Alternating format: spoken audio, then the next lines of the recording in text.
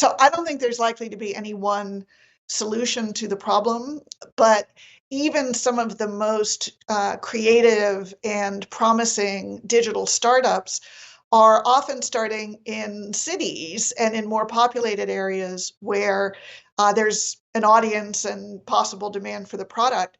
That still leaves us with, I think, is a maybe an under-discussed piece of the problem, which is where the news deserts are. Now about half of the counties in the United States only have one newspaper. Usually it's a weekly. So if you live in a county like where I live, there are 28 newspapers in my county. There's no problem finding out who's running for the school board or who's, what's going to be debated in any kind of local referendum. But if you live in some of the more rural areas, there may be no local reliable local news source at all.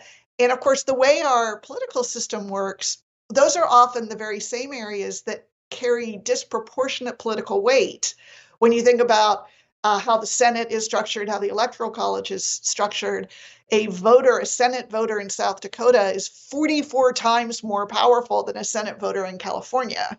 And yet it's often exactly those voters who have the least access to reliable in-depth coverage of the issues in their communities.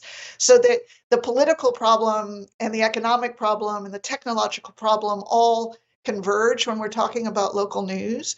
And to the extent that local news really sort of functions as democracy's immune system, this is critically important, not just for people who sort of care about journalism, but for people who care about the very strength of our civic fabric.